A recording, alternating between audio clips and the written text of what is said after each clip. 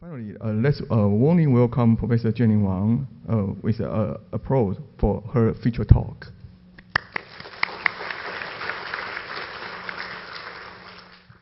Thank you, Xingzhou, and thank you, everybody. Good afternoon. Welcome here. It's a real honor to give this talk here, but I have to make clear, I am 过气的院士. We should congratulate Thailand, Professor Thailand Xing on the first row. He was elected yesterday as the new.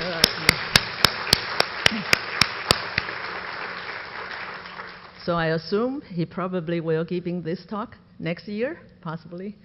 Okay. All right. Because of the limitation of time, I will move directly into the topic. So there are basically three pieces that I will introduce here based on joint work with Qi Xianzhong, who's actually officially a PhD student of mine, but he got his degree from Tsinghua University in China. The story goes like this. He wanted to visit me in 2019, I think, and I welcomed him. He stayed for a year, and then the pandemic broke. He was stuck in Davis for a little while, so eventually I became the co-advisor. And this is another former student who's now working at Waymo. And this is Jonas Müller. He's a trained machine learning computer scientist. It was through him I got into the field. Okay, so first thing, I have to make a disclaimer. I'm not an expert in machine learning or AI. Okay, there are many here who are much, much more qualified than me to give this talk. So you might ask them, why did you choose this title? Well, I did dab into deep neural networks, okay? And it's also called deep learning. So from now on, I interchangeably use the terminology, deep neural network, or sometimes just neural networks and deep learning. And I was really impressed by its performance, and I will tell you in more detail in which way I've been impressed. And the other reason is because lately the statistical community is abuzz with the question, what role should the statistics play in the age of AI? Okay? I mean, we know the three legs of data science, math, stat, and CS. Okay? The question then is, how should we play that role? And a frequently asked question is, are we going to be left out if we don't join the race? Okay? Oh, I missed the word, joining here. Okay? And then the question is, it's the more pessimistic group. We're wondering, are we facing an existential crisis? Okay, so there have been many discussions and forums at conference lately. Almost every conference now has a panel discussion about something similar to this theme. And I don't think I have the answer to this question, okay? But I can give you my personal view. And I first give the good news. Is statistics facing an existential problem? I don't think so, okay? And you will see why. And the second question is, are we going to be left out if we don't join the race? And I'm afraid the answer is yes, okay? But we will see what we can do. And there will be lots of discussion in this workshop as well, okay? So immediately, for those of you who thought you were not doing, by the way, probably all of you are already doing it, okay? And if you think you are not doing it, do I have to change my research direction? Well, not necessarily, okay? So I'm gonna quote from the president of the Royal Statistical Society, who gave a talk on June 26th. I have to admit, I didn't listen to his talk, but I look at the abstract, okay? This is what they say. So his point of view is that for the society, means statistical society, it does not represent a shift away from statistics. Rather, it re-established the link to our roots. So that's some comfort. A lot of us are already doing it anyway. Okay, but I do want to sound maybe a little alarm, okay? Because if we don't make a change, then we could be left out. Okay, for instance, many of you probably know this called in-context learning here. And it's an intriguing capability of large language model like ChatGPT. Everybody knows about that nowadays. And now they can perform many tasks by simply being shown a few examples in the prompt, okay? You show them an X pair, Y pair, input, output. After a few of them, it's pre-trained, okay? And then they will pick up and start to do the prediction. And in a recent paper here, if you are interested, this is the link, okay? The title is Your LLM is Secretly a Regressor. And they gave examples. They beat the simple linear model and nonlinear model performance. So ChatGPT can do a lot, okay? They cannot do data analysis yet, at least not the sophisticated data analysis, but that day may come, I don't know. All right, so now I'm going to get back. What can statisticians do? Well, I think there are three arms in AI research. Okay, one is called approximation theory. So people who specialize in looking at how good a function can be approximated by neural networks. And the second arm is estimation. We all know what that is. The third arm is computing. Will your algorithm converge at what speed? How do you scale it, et cetera, okay? So it's clear now, statisticians can certainly participate in estimation because that's all about statistics. That's what we do, okay? Some of us can do the first one, approximation. If you are good in analysis, for example, or math, you might want to consider doing that part, okay? Or if you are good at computing, actually also math, because to prove algorithm convergence, it's also a mathematical skill. Then you can focus on this, okay? And I am not good at either two, either of them. So I focus on what we know, estimation, and there's a lot one can do, okay? Or inference, more general. Okay, so, and my advice is without any change, you could at least focus on estimation or inference as well, okay? And of course, there's also uncertainty, quantification, interpretability of black box model, et cetera, that we can do, okay?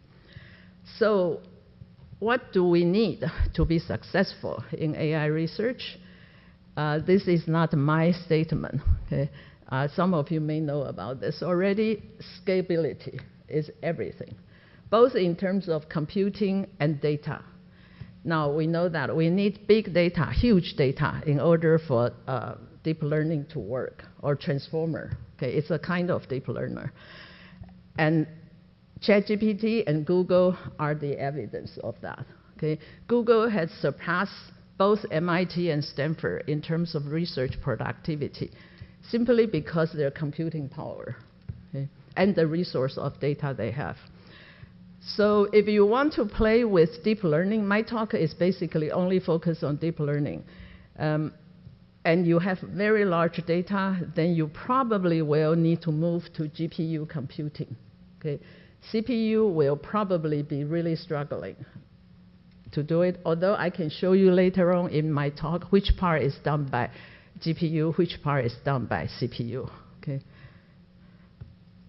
And so you need to have good equipment, and I think and I hope the Institute of Statistical Science here is well equipped already with lots of GPU, if not by GPU.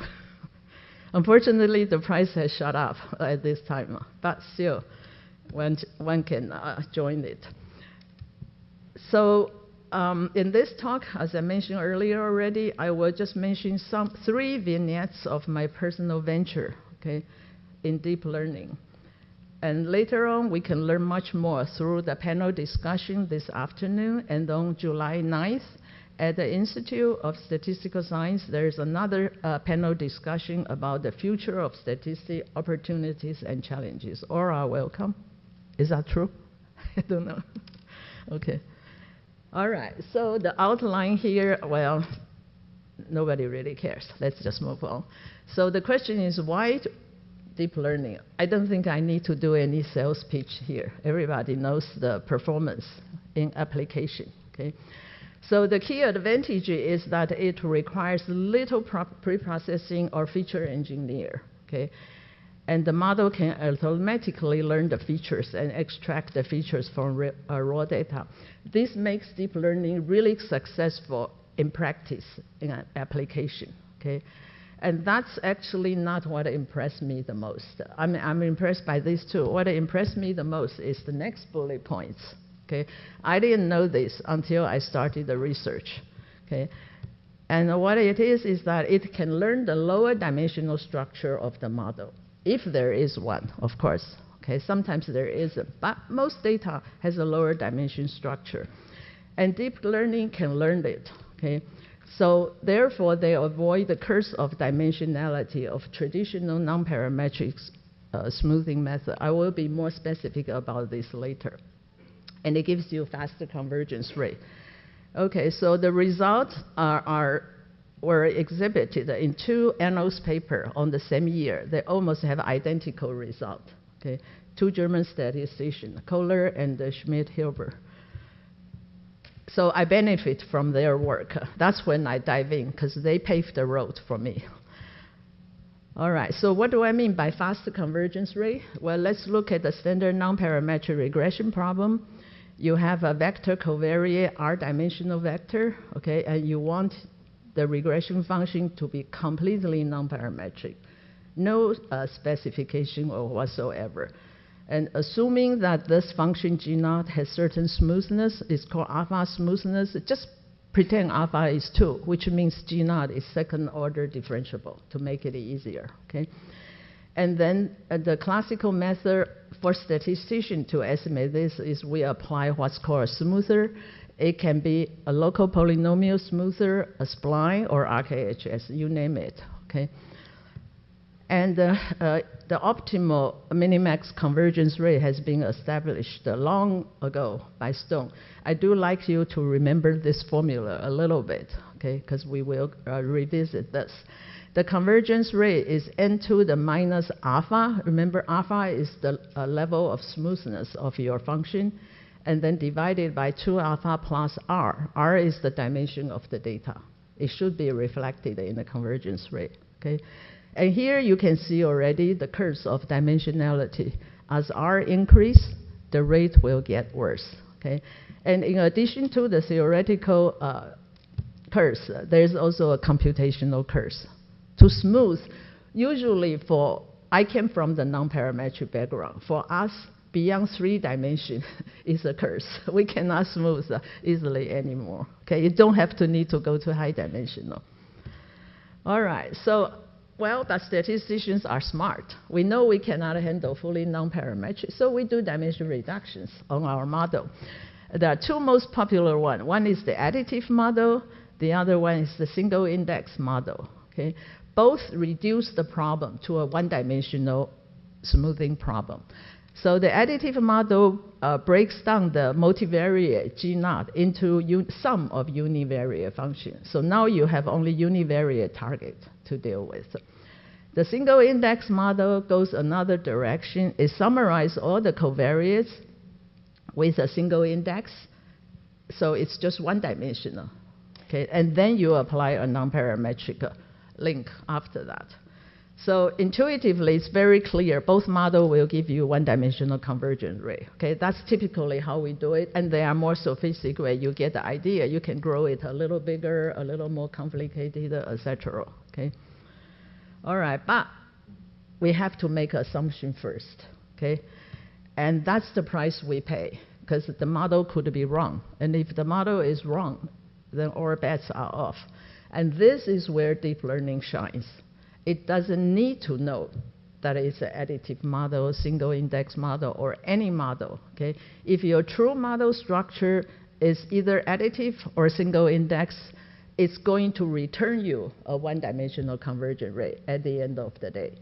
Because as I mentioned, they can recognize it. That's the incredible ability of deep neural networks, okay?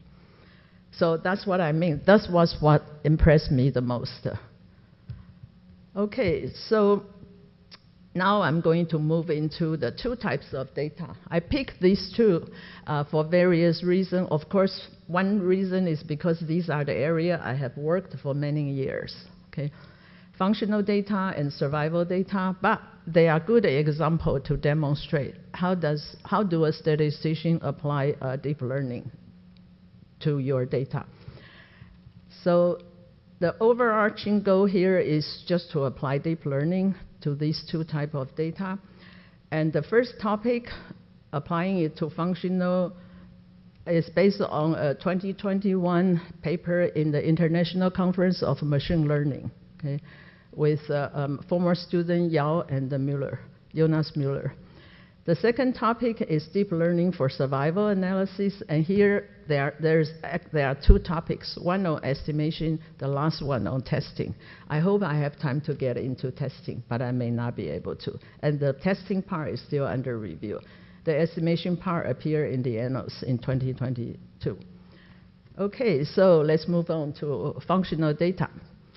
So functional data is just a sample of random function.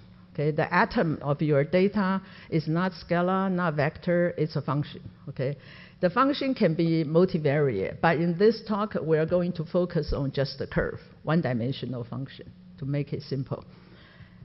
So we will just say, we will assume we have a random sample xi, but xi is a function over something. Okay, it's easier to say it's function over time, so I'm going to pretend it's function over time, but it doesn't have to be time. Can be spectral, can be anything. Okay? It's a function over an interval. All right, so the characteristic of functional data is that immediately they are infinite dimensional data, because it's a function. It's not just high dimensional, they're infinite dimensional. Okay? And usually people have to impose certain structure, okay, otherwise it's totally out of control. So a common approach is to assume it belongs to a Hilbert space. Okay, you can use your favorite Hilbert space, either L2 or RKHS. Okay, but that's just the concept. In reality, nobody can record the data continuously. Data are usually recorded intensively at best with an instrument, okay, on a certain time grid. So at the end of the day, what you actually observed is a high-dimensional data. So let me make it the distinction. The true data is a curve, but we don't get to observe it. Okay, we only get to observe discrete data. And they are high-dimensional data. So here's an example of functional data based on, this is the daily observation of the number of cases for COVID. Okay? Our research group at UCD grabbed the COVID data as soon as they become available, and we analyze with all kinds of functional data analysis, because these are functions, you can see. So we apply FDA approach to it. All right, so I don't have time to go into the detail. If you are interested in that, it's published in Scientific Report. Only based on the data up to May 2020, I think. We rushed and then published it. All right, so now back to functional data. So the structure is the following. You have an input, that's a function, although you only observe vectors, okay, high-dimensional vectors. And then you have output y. The output can be a scalar, can be a function, can be something else. Okay? For my particular paper here, we focus on scalar for illustration. Okay? But you can extend it to other type of response as well.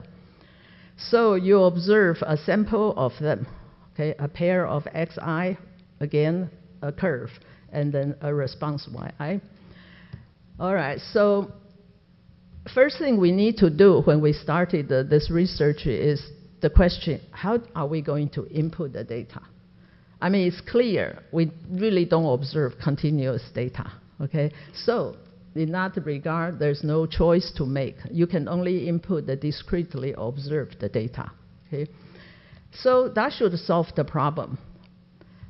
You pretend it's a discretized vector, and that's your input. That's one way to do it, okay? However, there are other people will thinking, well, that's very high dimensional. Maybe it's not a good idea, etc., etc. Okay, there are several reasons. And also, I haven't mentioned the data may have noise. Okay, deep learning is not that robust against noise. That's one of the bad news. Okay, it can handle a little noise, but not a lot of noise. Okay, oops. And then another option is then, well, let's do some pre-processing on the data. Okay, we will represent the function by a vector. And there are many ways you can represent. Just pick any basis approach, okay? And then you can expand them. You use the coefficient of that. In other words, you convert a function into a vector, much lower dimension vector, and then work with that, okay? The advantage is now the dimension is much lower. But don't forget, there's an approximation error there. And that approximation error, theoretically, is very hard to nail down. A lot of people just pretend that I have no error, I'm going to move on. Okay, that's the engineer attitude. They don't care. That whatever they think is the input, they go from there. But as a statistician, we usually do worry about that. Okay? All right, so I already explained the first approach here. Okay, you just input whatever you observe on the grid. Okay, even though it might be high dimensional. Second approach, basis expansion. Okay. Phi. So this is what I meant earlier. You will represent your function as a linear combination of the basis you choose. Okay? You can choose B-spline basis for the phi, or you can choose Fourier basis if your data show periodicity, or you can use the function FDA approach, do principal component analysis, okay, on that, so you get the lower dimensional representation, etc. Okay, so I already, I think, explained the downside of these two. We can move on to that, okay? So when we first entered the field, we realized that was the state of the art at that point. And in fact, I have thought about this problem many years ago already. Think about, okay, let's go back to the basis expansion approach. You know, the question is, which basis should I use? There are hundreds, millions of bases you could use, okay? And if you choose the base to represent, it might not actually be the best way to do it. So I had thought about it a long time ago that the best base should be the one, you don't just use the covariate X, you should involve Y in choosing the basis. Because after all, your final goal is not just to represent the functional data. Your final goal is to do prediction, classification, etc., whatever task. Okay, so I had thought that I want to bring Y in to do the basis expansion. I thought about canonical correlation, didn't work very well. And I thought I want the optimal basis, but I couldn't bake the cake because I don't know how to solve that algorithm problem. Okay, how do you search for the best basis to represent your response and covariate? Well, deep learning helped us to solve that. I'll show you how it happened. Okay. All right, so how did we do it? Well, we add a basis layer in the neural network, okay? The job of the basis layer is to find me the best basis to represent the data. But they don't just do like the pre-processing. They don't take only the xi. They take xi and the yi, they run through the whole neural network, okay? But what we did is we add a layer of basis, okay? Once we have the basis, then you can calculate the coefficient that I mentioned earlier. That's just the inner product of your basis, and the beta will be learned by deep neural networks, okay?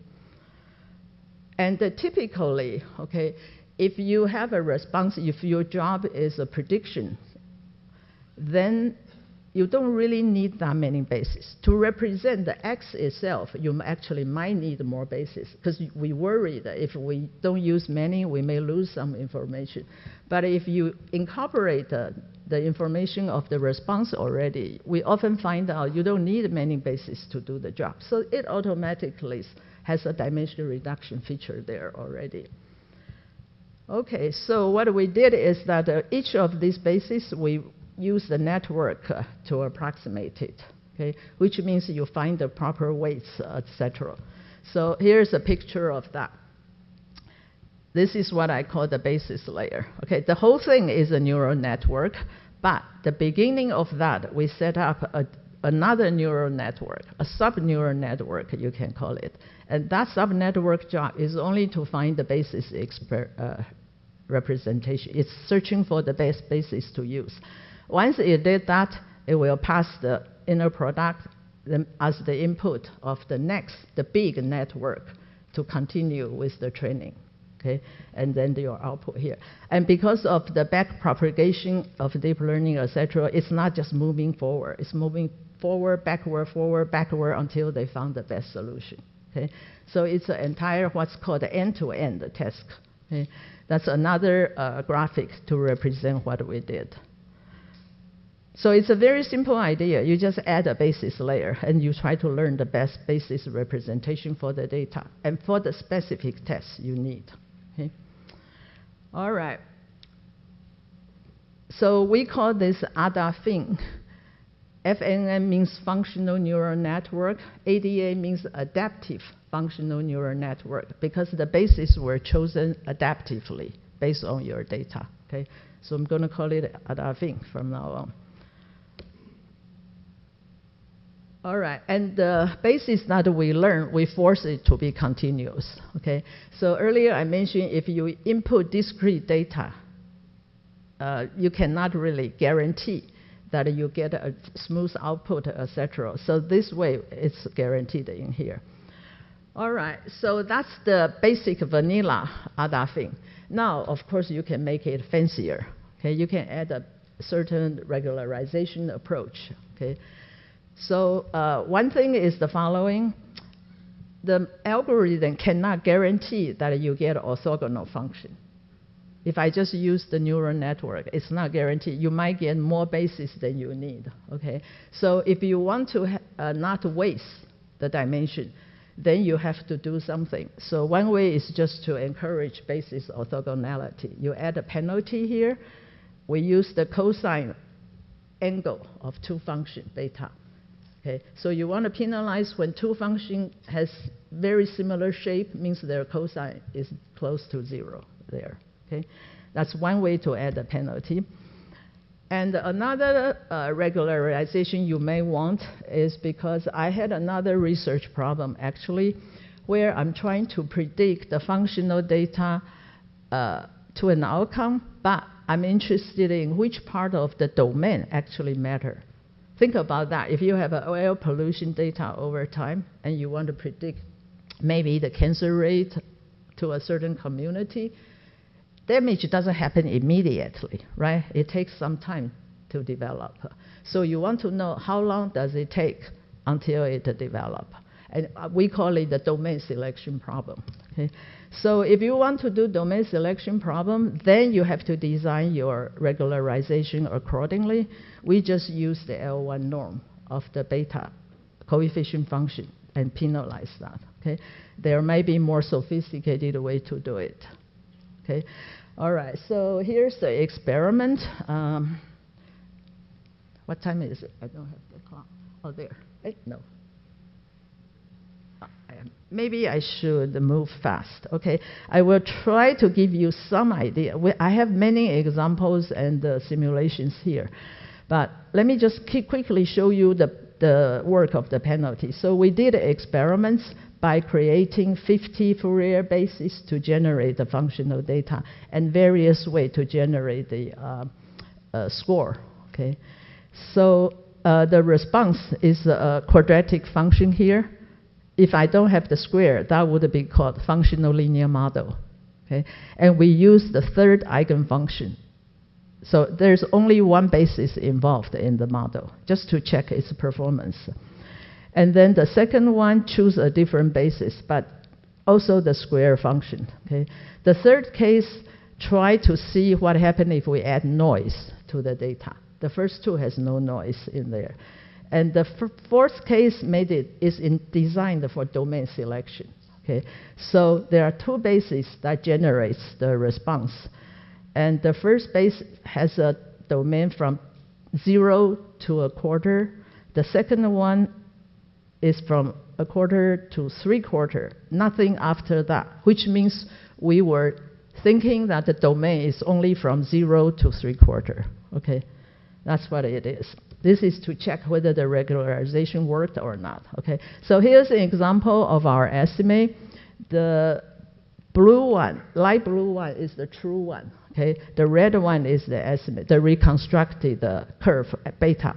If you force them to search for only one, this is what happened. It did a great job. But of course, it's cheating. We don't know whether it's really one. In my simulated model, we use only one, right? Only phi3 for the first example. So it did perfect. But let's see what happened if we don't know it's one, if it's two. If we didn't know it's one, we tell them search 2 bases for me, and then they will, true beta. Okay, so this is just another beta example in the fourth case, because I'm looking at the case 4. Sorry, I jumped the gun now. Out there. Okay, so here, if I tell them to search for 2, they gave me 2 bases. It's more than what is necessary. But let's see what happened. It turns out if you take the difference, that is the target, phi3. If you take the difference of the blue and the orange one, you will get this one. Okay, so it got it right. It just used more bases than needed. Okay, and then in case 4, this is the domain selection part. Okay, so I guess it was told to find 2 bases. They found this one, which is almost like the one from 1 to 1/4, and the second base is over here. But you can see at least it never picked up the area above points. Here is around 0.75, okay? Because it's not supposed to. The X only influenced the response from 0 to 0.75, okay? So it shows the regularization did work. Okay, so I'm gonna skip the result. You know that it has to be working, right, for the paper to publish. Okay, so I will quickly conclude. So AdaFNN just adaptively learned the optimal basis. That's the take-home message. And we did this by adding a basis layer. And then everything is trained end-to-end, not 2-stage procedure, okay? Like the ad hoc approach. All right. So it keeps only the relevant information, etc., and could be more interpretable. Because if I see a base that never touches 0, after 0.75, I automatically know the functional data has no influence on the response after 0.75, okay? All right, so you can extend that, okay, to a more complicated setting. Maybe I take a quick break. Are there any questions? Yeah?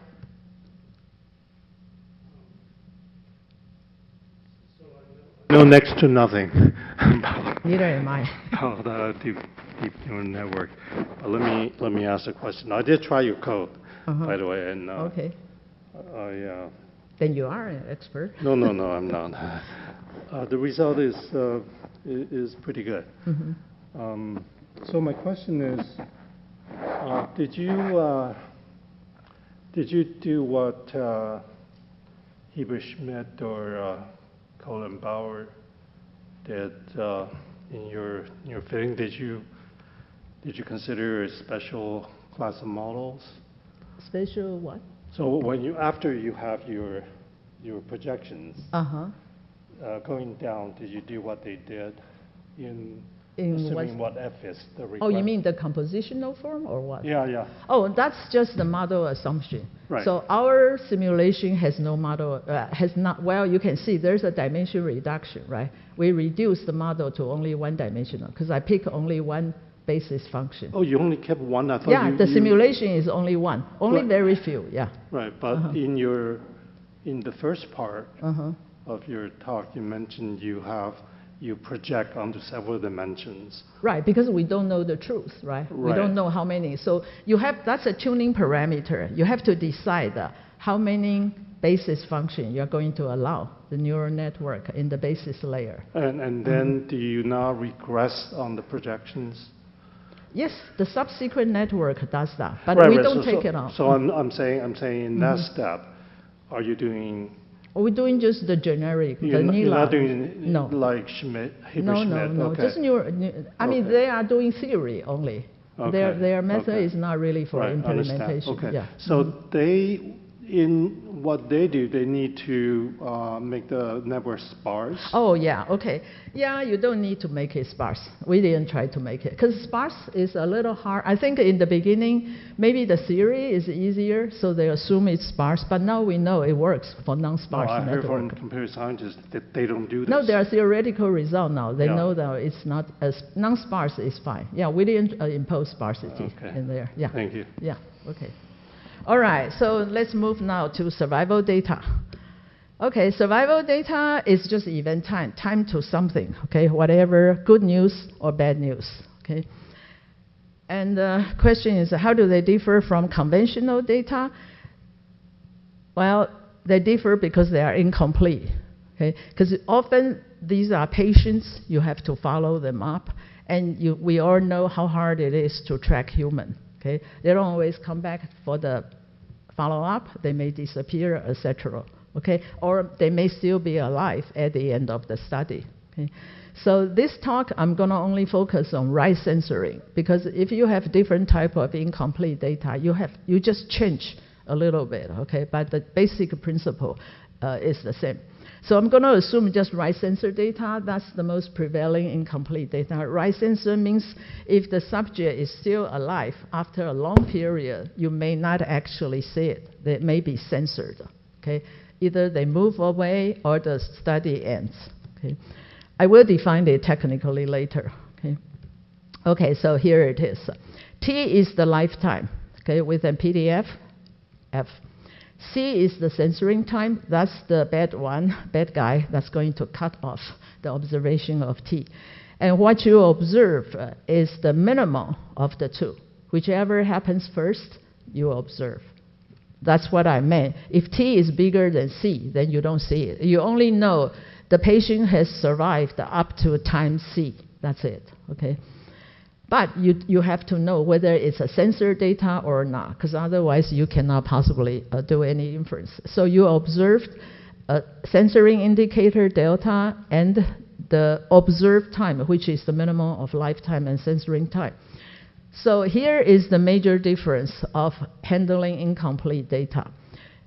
We always manage modeling with directly the response Y and the covariate on the other side. Okay, as a function of it. For survival data, that's a bad way to do it, because you have censoring. You have incomplete data. You don't observe meaning of the outcome T, and you don't want to do imputation. Okay, some people try to do imputation. That's not such a good idea. So the survival analysis always circle around the hazard function. We try to model the hazard function instead. Because once we understand the hazard function, you know, they are all equivalent, the density, the CDF, and I can do prediction, etc., etc. I can also interpret based on the hazard function. So this is the major difference between incomplete data and the complete data. So if hazard function, most people know, but in case you don't, it's just the density divided by the survival function, okay? The way to interpret that is the denominator is given that the patient is still alive at time T, what is the chance they will fail immediately? It's called the instantaneous failure rate, okay? If you have covariate, you just add them, stick in conditional density, conditional survival, etc., okay? All right, so now we are going into the estimation part, okay? This talk, we focus on Cox model. We have done something beyond Cox model, and you can also extend this to any survival model. So the Cox proportional hazard model, most people probably know, but I'll just run quickly for the sake of completeness. It models, as I said, the hazard or the risk of the subject with covariate Z and X. So now you see two different notations for the covariate. One is called Z, one is called X, because I'm paving the way for my model later, okay? You can think of Z as the part you are more interested and you want to interpret. We'll later on use a parametric model to do it. X is the black box part that I don't really care, but these are confounder. I have to control it, okay? So this will go into the deep learning deep hole. We model it, okay? All right, so the Cox model, some people call it parametric because it assumes the risk of a subject is just an exponential of a single index here, okay? I have two Z and X, but really it's a single index there. However, it's not a parametric model because the baseline hazard is non-parametric. Okay, there's no assumption on the baseline hazard, but on the risk factor, because this is the risk factor of a subject with covariance Z and X. That is modeled parametrically. It's called proportional hazard because if you take two subjects with two different pairs of covariance and take their ratio, T cancels out. So that means the risk is not changing over time. That's why it's called proportional hazard. Okay? That's where the name comes from. So that's the most parsimonious type of Cox model. And the other spectrum would be just the fully non-parametric Cox model, where we model both covariates completely non-parametric. Okay? And in between, there are a lot of dimension reduction model that statistician has come up with. For example, partial linear Cox model. As I mentioned, if I really like to know if, say, Z is a treatment, I like to know the treatment effect. Okay?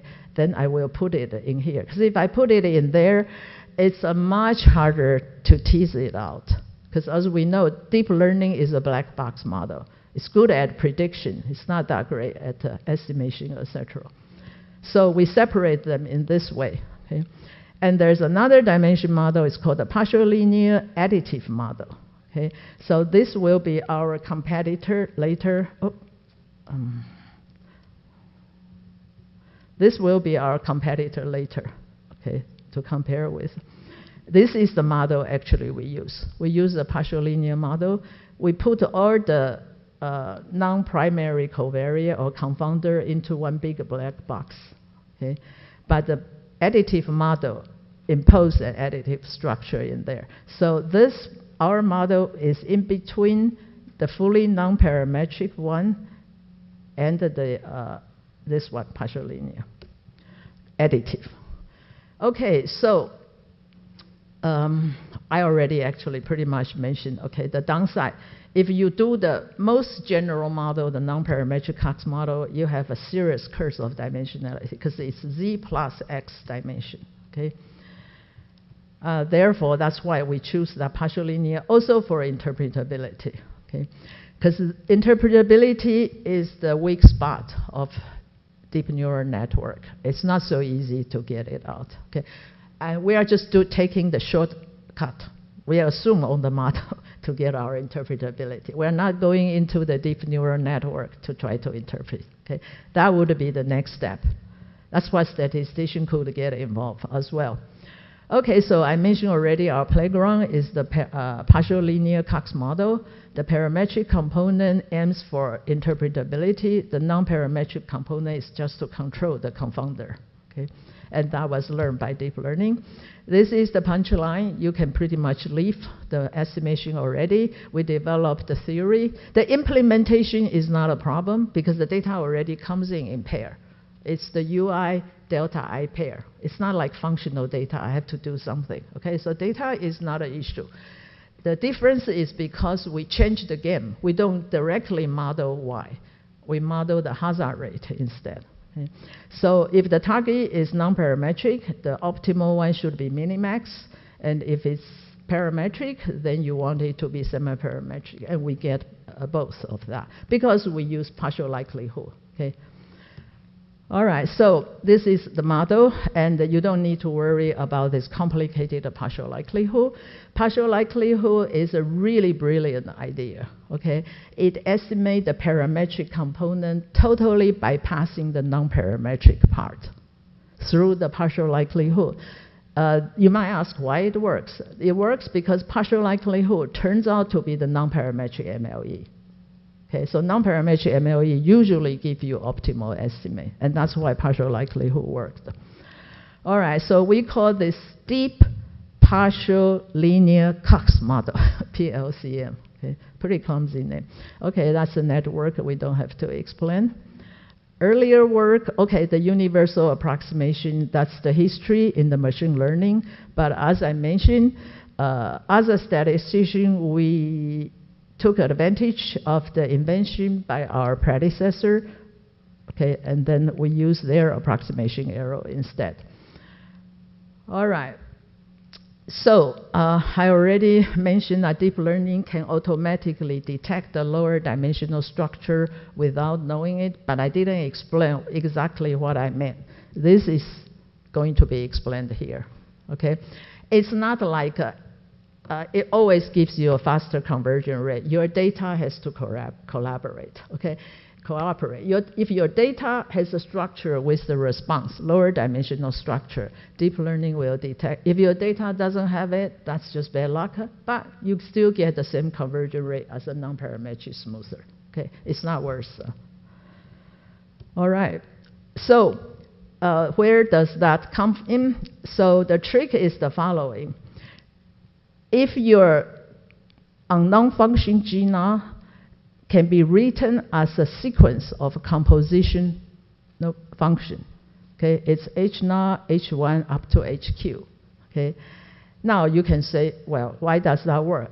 Any function can be written as a composition function. The only question is how many composition do you need? Sometimes there is only one. You cannot decompose it further. Then there is no dimension reduction. Okay, but if your structure can be written in that way, I have a picture to show you later on. Okay, then the true dimension of your data is no longer determined only by the dimension of the covariate. Now it's determined by what's called the intrinsic dimension.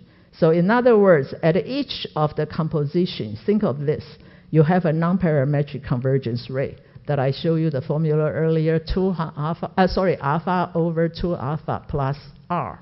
R now would be the dimension of this particular composition, which is lower, right? It's not the total covariate, it's part of it. So each one has its own convergence rate, and the final convergence rate is the worst of them. That makes sense, right? You have a composition, each one has a lower dimensional rate, and whichever one is the worst rate determines your final convergence. And here's the mathematical formula. It's very intuitive if you read their paper, okay? Schmidt-Hilbert particularly. Okay, so that's how the dimension reduction comes in. We have to prove it, of course, okay? But that's what I meant. So you can reduce a high dimensional problem now to a low dimensional. Here's the example. I actually have 8 covariates, x1 through xa. Okay, but I have a very special structure here. Okay, you can see that this is the structure. The first layer has only 2 components. So this is, you start with the outer layer, split into 2 components, and then for next one, H2, also 2. The other one also, each one is again split 2, 2, and this continues to that. Okay. So at the end of the day, do you want to make a guess? What's the final dimension? What's the intrinsic dimension of this function? 2, because it's 2, 2, 2. Okay, the worst is 2. I made it totally symmetric here. I probably next time shouldn't make it asymmetric. So in other words, if your true function actually has this structure, and you don't have to know that, again, because we really don't know it, okay? Deep learning will return a 2-dimensional convergence rate for you. You don't need to put up any dimension reduction assumption. So this is why I was so impressed by that. And that's what impressed me the most. Okay? And you can now check mathematically if I have an additive model, indeed I get a 1-dimensional rate, or if I have a single index, I also get a 1-dimensional rate. Okay? All right, the rest is not so interesting. As I already mentioned, we show the minimax conversion of the non-parametric part. First, it shows its conversion rate, and then it shows the lower bound, the minimax bound, and then you show your estimator hits the bound. Bingo, that's it. Okay. All right, now that settles the non-parametric part. For the parametric part, semi-parametric efficiency, so usually the first thing you need to do is to find the information bound for that. Okay? That takes a little effort to get it. And then once you have that, next you go back. You can do different order. You can first show your estimator or do the other one, okay? So then we show that our estimator converge at the root n. We expect root n because theta is a parameter, okay? And to the certain Gaussian with this covariance, if the covariance is the inverse of the information bound, then you have semi-parametric efficiency. And that's what happened here, okay? So that's how the proof go. I'll skip the computation, simulation, because you already saw. Okay, now I will focus on a data analysis. So this is breast cancer data with 3,000 subjects. It's not too big. Oh, I forgot to mention, by the way, so this project, the survival project, my student is Qi-Xian. He just used CPU. He said, I wait a week. I have other research I can do. So every time he runs a simulation, we have to wait. Our department is really bad with computing, okay? We have literally no GPU. We have very backwards GPU. So we had to first go on the cloud, and then he said, they told me, don't waste your money. We just wait. But with the functional data, I actually did the GPU, because that student is more interested to explore new computing skill, and he has 8-layer neural network, okay? Cannot run with CPU. This one has a shallow neural net. It's just basically 3, so we can claim it's deep learning. Yeah. Okay, so back to the data. 3,000 is not too big, okay? So you can handle with CPU here. And the censoring rate is 57%, almost 60%. And there are 7 covariates, if you track them, 2 treatments here. It's about the breast cancer. So the treatment are chemotherapy or hormone therapy. Okay, so our goal would like to know, we want to study the efficacy of either treatment or both treatment of breast cancer. Well, we know now both works, right? Okay, so how do you show that your method works for data? It wasn't easy, okay? So Qi-Xian, the student, finally figured out a trick. He said, let's split the data into 5 parts, okay? And we will use, this way we can do 5 times analysis, okay? Keep the other part there. Okay, and keep on doing different analysis. Oh, by the way, we have to do the usual thing of the training data, the calibration data, and the testing data, etc. Okay, on top of splitting this. Okay, so after that, there's not that much data left already, but I guess deep learning seems to still work over there. So here's the 95% confidence interval for theta, because that's the treatment effect indicator. Okay, remember Z is the treatment factor, theta is its coefficient, okay? Now, if it's significant, your confidence interval should not cover 0, okay? So our method, the red one didn't cover in any of the 5-fold, okay? The Cox model failed on all 5 modes, which means the data is not Cox model. It's not their fault, okay? The data just doesn't fit. And for the partial linear additive model, for the partial linear additive model, you can see here, I think only 2 of them barely not touch 0. The other 3-fold cross 0.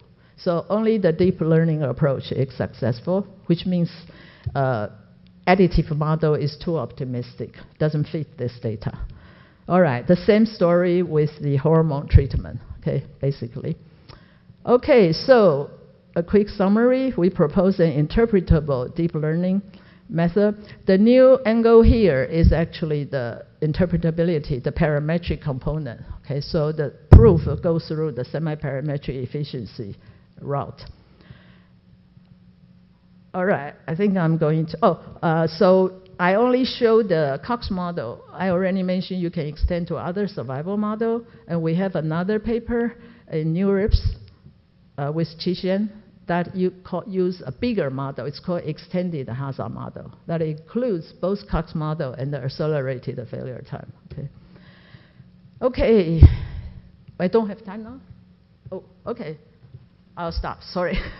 Actually, the last one, I'll just give a punchline. Hypothesis testing, this time is a totally different game. None of the traditional tests works. You have to do something really different, okay? But unfortunately, I ran out of time. Thank you.